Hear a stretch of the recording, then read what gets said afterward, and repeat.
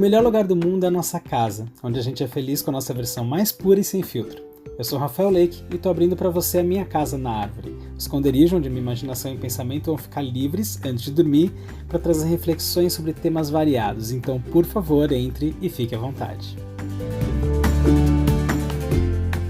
Olá, sejam bem-vindos a mais um episódio do podcast Casa na Árvore. E eu queria, de novo, começar agradecendo aos feedbacks positivos que eu tive depois de lançar o último episódio do podcast. Foi super legal, para se você não ouviu ainda, a gente falou de aviação e as suas curiosidades. Então volta aí nos outros episódios para ouvir esse e os anteriores também. Todos os episódios também estão disponíveis no meu site, rafaellake.com.br. E agora estamos no mês de junho, e o mês de junho tem uma importância especial no mundo todo e na minha vida, porque é o mês do orgulho LGBT. Então esse mês ele vai ser especial também aqui no Casa na Árvore, onde a gente vai falar sobre a temática LGBT e as suas variáveis, porque a gente sabe que aquela sigla LGBT ela tem crescido e causa dúvida em muita gente, os termos causam dúvida em muita gente, então a gente vai falar um pouco hoje sobre a sigla, sobre orientação sexual, sobre identidade de gênero e outros temas. E eu queria começar falando sobre o calendário LGBT, ou LGBT+, LGBTI+, a gente já vai falar mais um pouquinho sobre essa sigla, mas é importante que a gente saiba o que acontece durante o ano e por que essas lutas são marcadas, tá? No dia 29 de janeiro é quando acontece o Dia da Visibilidade Travesti e Transsexual. No dia 15 de maio acontece o Dia do Orgulho de Ser Travesti e Transsexual. No dia 17 de maio, que é uma das duas datas mais importantes, acontece o Dia de Combate à LGBTI-fobia, que foi quando a homossexualidade saiu ali desse rol de doenças da OMS há mais de 30 anos, e aí depois essa luta se expandiu aí para todas as orientações e identidades. No dia 28 de junho é o Dia Internacional do Orgulho LGBTI+, e eu já vou falar um pouquinho melhor sobre essa data. Dia 29 de agosto é o Dia da Visibilidade Lésbica, desde 2006. Dia 23 de setembro, pertinho do meu aniversário, aliás, se quiser me dar presente dia 25 de setembro, tá? Já não tá na agenda. Mas dia 23 é o Dia da Visibilidade Bissexual. Dia 22 de outubro é o Dia Internacional da Despatologização Trans. A ideia era tirar a transexualidade da lista de doenças da OMS. E isso aconteceu em junho de 2018, então que bom que a gente tem essa atualização necessária aí nessa data também. No dia 26 de outubro é o Dia da Visibilidade Intersexual. E o dia 1º de dezembro é o Dia Mundial de Luta contra a AIDS. E como o HIV/AIDS foi bastante associado à comunidade LGBT algumas décadas atrás, isso acabou se tornando parte do nosso calendário também. Dia 28 de junho, que é o Dia do Orgulho LGBTI+, ele marca o mês todo, né? Ele dá início aí às comemorações durante todo o mês de junho, transformou o mês de junho no mês da diversidade, é quando as empresas resolvem lembrar da gente e trocar o seu avatar no Facebook e nas redes sociais para colocar um arco-íris. Mas por que essa data aconteceu? Nessa data, dia 28 de junho de 1969, aconteceu em Nova York o que ficou conhecido como as rebeliões de Stonewall. Nessa época era proibido, era crime você ser homossexual, então os bares LGBT em Nova York eles acabavam sendo controlados pela máfia. E a polícia, já naquela época, passava para pedir propina, para tentar levar um por fora durante as suas batidas policiais nesses bares. Não era só uma simples batida, mas eles pegavam, por exemplo, as pessoas levavam pro banheiro para mostrar a genitália, para mostrar que aquela genitália tinha conformidade com o que você via como expressão ali. Então, se parecia uma mulher e tinha um pênis, era bem problemático. Então, cansados dessa humilhação, um grupo se rebelou contra a polícia. Esse bar, que chama Stonewall Inn,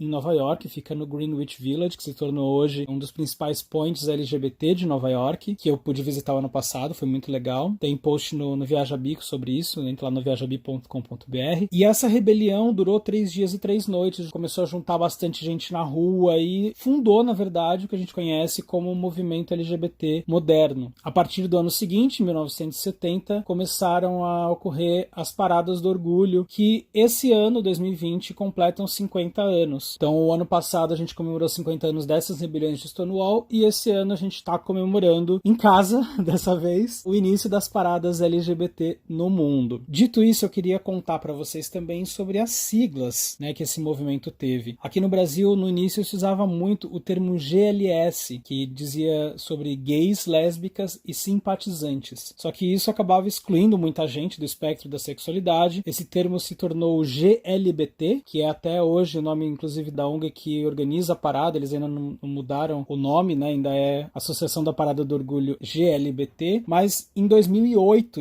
então já faz um tempinho aí, 12 anos, que esse termo GLBT se tornou LGBT, dando um pouco mais de visibilidade para as mulheres lésbicas. Lembra que em 2006 começou o Dia da Visibilidade Lésbica, então 2 anos depois isso foi incorporado pelo movimento, mas desde os anos 90 esse termo vem crescendo, né? Daí vem o mais no fim da sigla para incorporar outras letrinhas aí da sexualidade. Um termo que tem se usado não comumente, mas formalmente para o nosso grupo é o seguinte, se prepara que é longo. LGBTQQICAPF2K+.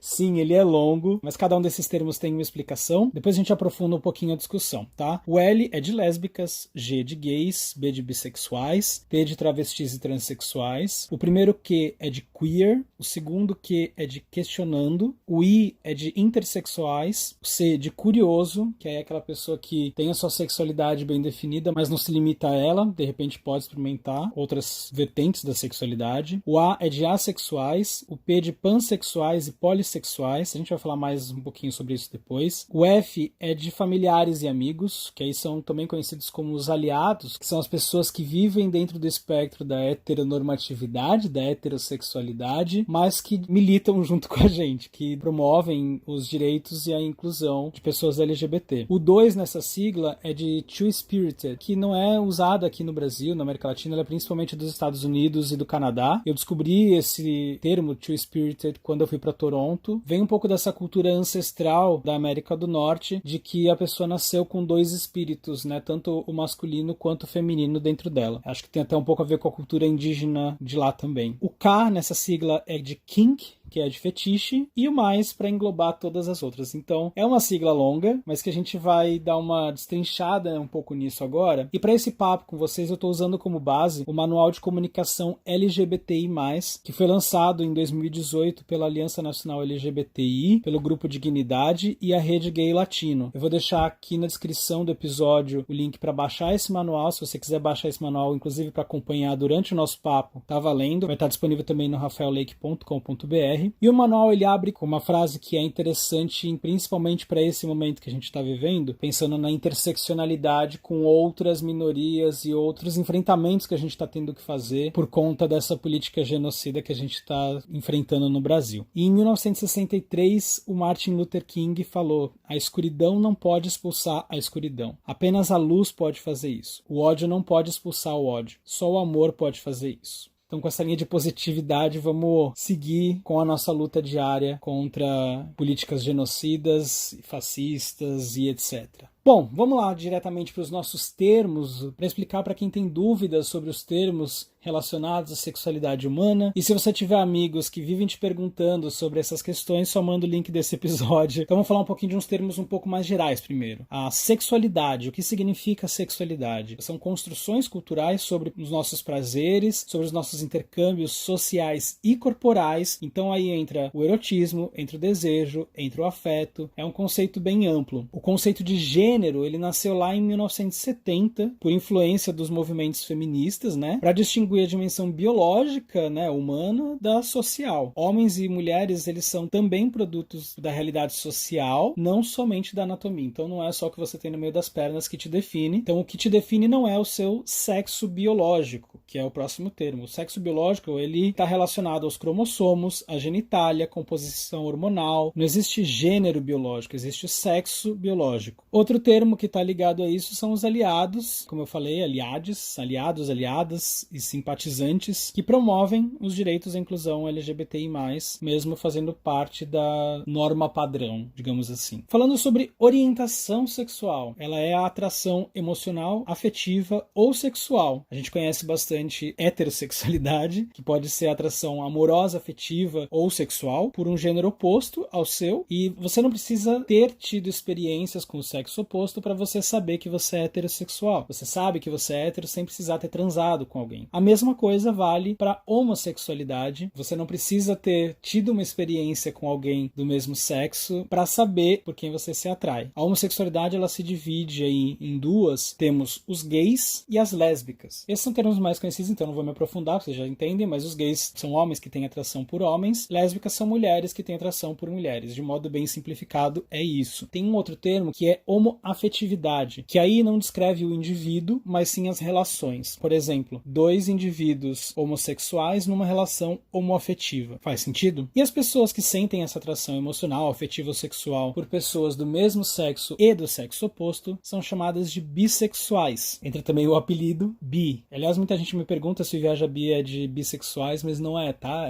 É de bi por causa da gíria que o pessoal fala, e aí, bi, tudo bem? E aí, expandindo um pouquinho a bissexualidade, existe a pansexualidade. O que significa isso? O prefixo pan vem do grego tudo. E aí significa que você tem atração emocional, afetiva ou sexual por todas as pessoas, independentemente do sexo ou da identidade de gênero daquela pessoa. Você se atrai por homens, mulheres, pessoas cis, pessoas trans. Dentro desse espectro aí da orientação sexual, é uma orientação sexual não binária, não é só homem e mulher, né? Você tem uma pluralidade. E aí o polissexual é parecido com a pansexualidade, só que o polissexual significa que são várias sexualidades pelas quais você se atrai, mas não todas necessariamente. O polissexual está entre o bi e o pan, vamos dizer assim. Eu imagino que já deve estar um pouco confuso para quem não tem familiaridade com esses temas, mas eu vou indicar para vocês dar uma procurada pela escala de Kingsley, vou deixar no descritivo do podcast também. Em 1948, o Alfred Kingsley dos Estados Unidos, ele criou uma escala para medir a sexualidade humana. Ele foi criticado na época porque não inclui a sexualidade trans, mas na época foi super revolucionário e basicamente ele põe numa escala de 0 a 6 a sexualidade humana, onde 0 é o exclusivamente heterossexual, 6 é o exclusivamente homossexual, no meio tá a bissexualidade, e você tem um espectro dentro disso, por exemplo, predominantemente homossexual, mas ocasionalmente tenho relações heterossexuais, ou predominantemente heterossexual, mas tenho ocasionalmente relações homossexuais. Então essa escala, ela tira um pouquinho da binaridade aí de orientações. Além disso, a escala prevê também um X, que está fora do espectro da sexualidade, que está relacionado à assexualidade, que é mais uma orientação aí. Esse era um termo que não era muito conhecido, ficou conhecido no último Big Brother, através do Vitor Hugo, que fez o casal imaginário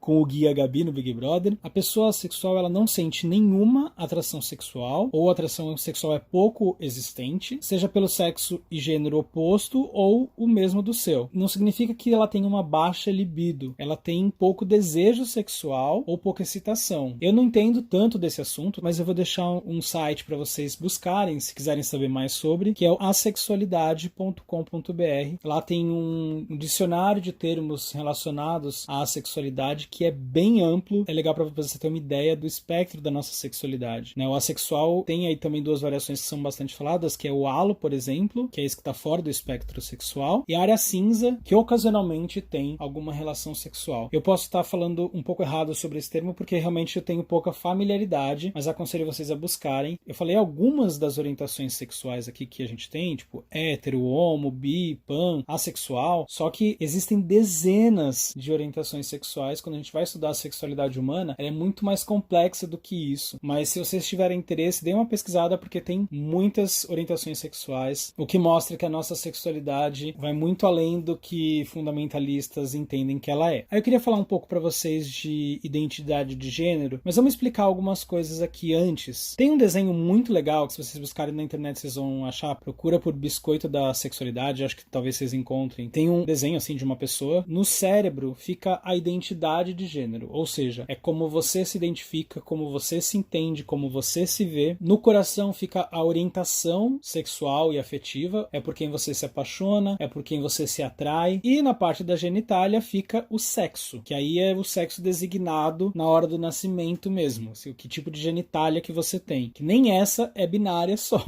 porque você tem a genitália masculina, o pênis, você tem a genitália feminina, a vagina, e você tem uma genitália que não está definida nesses dois termos, que aí entra a intersexualidade. Intersexualidade trata das pessoas que nascem com a genitália ou padrão de cromossomos que não podem ser classificados como masculina ou feminina. É o que antigamente se conhecia por hermafrodita, a gente já vai falar desse termo mais pra frente. recente, que não se usa mais, tá? Então não usem mais esse termo. É intersexualidade, correto? Então no biscoito, a identidade está na cabeça, a orientação está no coração, o sexo está na genitália, e no corpo todo você tem a expressão de gênero, que é como esse corpo se expressa. Então a gente falou de orientação sexual, agora eu queria falar de identidade e expressão de gênero, que é essa percepção de si mesmo, como você se entende e como você se expressa publicamente. A identidade de gênero está ligada à percepção que você tem de você mesmo, e a expressão de gênero é a maneira como você se manifesta publicamente, que aí pode ser, sei lá, através de nome, vestimenta, corte de cabelo, voz, etc. Vale lembrar que ideologia de gênero é um termo que não existe. É uma falácia que foi cunhada aí por políticos que querem negar direitos e respeito às mulheres e à população LGBTI+. Eles pretendem colocar que isso vai destruir a família tradicional, que eu nem sei qual é essa família tradicional, na verdade, né? Porque hoje é raro a gente achar a composição pai, mãe, família feliz de propaganda de margarina. Eles também dizem que essa ideologia de gênero, aí, entre muitas aspas, pretende legalizar a pedofilia, o que não tem nada a ver, que é um crime. Eles falam que vai ter o fim da ordem natural. Então, assim, eles criam todo esse contexto, toda essa falácia, todas essas mentiras para poder negar que exista discriminação e violência contra mulheres LGBTI+. Se vocês ouvirem alguém falando ideologia de gênero, repreendam e expliquem que não existe isso. Eu sei que é difícil, tem inclusive pessoas da minha família que costumam usar esse termo ideologia de gênero, que me deixa puto da vida. Então, por favor, expliquem para essas pessoas que elas precisam de um pouco mais de entendimento e ler um pouquinho mais além do WhatsApp para entender que não existe isso, que isso é uma falácia e que isso é ofensivo para você. Conte para essas pessoas que elas estão te ofendendo. Não deixa isso passar, tá? Bom, vamos falar sobre a expressão de gênero primeiro, que é a maneira como as pessoas se expressam, se manifestam publicamente. A expressão de gênero, ela pode ser feminina, masculina, ou ela pode ser andrógena, onde eu não me expresso num visual que caiba muito nas convenções do que é masculino, nem do que é feminino. Outro termo que está relacionado à expressão de gênero é o cross-dresser, quando homens usam roupas ligadas ao feminino, e aí na mesma linha, mais ligada a uma vertente artística da coisa, e a gente está falando de arte, a gente tem a drag queen, que são homens que se vestem de mulheres com expressão artística, e o drag king, que aí é o contrário, são normalmente mulheres que se vestem com expressões masculinas e com fim artístico. Num termo mais genérico, ainda a gente ouvia bastante isso antes, hoje ouve menos, mas os transformistas também entram numa expressão artística quando você se veste com roupas do gênero oposto. Isso, então, a gente está falando de expressão, não tem necessariamente a ver com o que a gente sente. Pode ser um homem hétero e se tornar uma drag queen se vestindo de mulher, nada disso tem a ver com a nossa orientação sexual, com a nossa identidade de gênero. E aí a gente tem a identidade de gênero, que é como a gente se identifica, como a gente se entende, como a gente se percebe. Existe uma ideia, às vezes, de binarismo de gênero, que existe só o gênero masculino e feminino, só homem e mulher. E isso começa a ser desconstruído. Existem os gêneros binários, existem os gêneros não binários. E existem os agêneros. Eles se identificam ou se sentem pertencentes a nenhum gênero. Então eles não se identificam com o gênero feminino, não se identificam com o gênero masculino, então eles se colocam como agêneros. Além dos agêneros, a gente tem os cisgêneros, que são as pessoas que se identificam em todos os aspectos com o sexo que foi atribuído ao nascer. Se eu nasci com um pênis e gosto dele, entendo que ele faz parte do meu corpo, me identifico com ele, eu sou uma pessoa cisgênero. Você pode ter homossexuais cisgêneros, você pode ter bissexuais cisgêneros, você pode ter heterossexuais cisgêneros. Basicamente, cis é tudo que não é trans. Transgênero é um termo guarda-chuva para todas as pessoas que transitam entre os gêneros. Abarca travestis e transexuais também. Transsexual é a pessoa que possui uma identidade diferente àquela que foi atribuída no nascimento dela. As pessoas transexuais, elas podem ser divididas em duas principais, vamos dizer. A gente tem os homens trans, que aí são pessoas que nasceram com vagina, mas se entendem como homem, se percebem como homem, e podem ou não fazer a transição, tá? Esses termos, eles não estão relacionados a nenhuma cirurgia, nenhuma readequação visual, de sexo, de gênero, ou podem ser mulheres trans, que aí é o contrário, você nasceu com um pênis, mas não se identifica como homem. Existem homens trans que querem fazer uma redesignação sexual para ter um pênis, e existem homens trans que estão super bem com vaginas. Assim como existem mulheres trans que querem fazer a reconstrução ali para ter uma vagina, e existem mulheres trans que não tem problema algum com o seu pênis. Então, de novo, o sexo biológico é uma coisa, a genitália é uma coisa, e a sua identidade é outra. Dentro das mulheres trans